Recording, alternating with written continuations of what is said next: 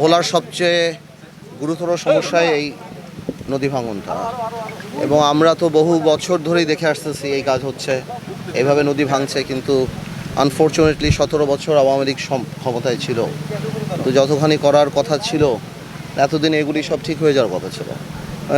মানে ইন্টারিম গভর্নমেন্টের সময়ও তেমন কোনো কাজ হয়নি, যদিও সে সময় যিনি অ্যাডভাইজার দায়িত্বে ছিলেন তার সাথে আমি বেশ কয়েকবার কথা বলে এটাকে ম্যাচিউর করার চেষ্টা করেছি। আমার বিশ্বাস আগামী এক নাকি ইনশাল্লাহ আমরা একটা বড় বরাদ্দ পাবো। ইন দ্য মিন টাইম ভেঙে আসছে তো প্রায় 3 কিলোমিটারের মতো বাকি শহরে যাওয়ার, সে 3-3.5 কিলোমিটার।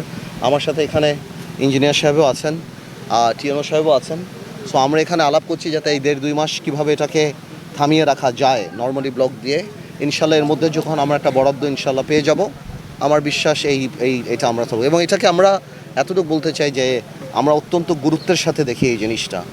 কিন্তু এটাও বুঝতে হবে আপনার যে সারা বাংলাদেশে যে অবস্থা, আমরা সরকারে আসছি বাংলাদেশে সবচেয়ে কঠিন সময়, যখন বাংলাদেশের সিস্টেম একদম কোলাপস করেছে, সব কিছু অর্থনৈতিক অবস্থা সব কিছু। বা তারপরও আলহামদুলিল্লাহ যে মাননীয় প্রধানমন্ত্রী এবং আমাদের মাননীয় অর্থমন্ত্রী এবং যারা আপনার প্ল্যানিং মিনিস্টার যিনি আছেন উনি যথেষ্ট সহযোগিতা করেছেন।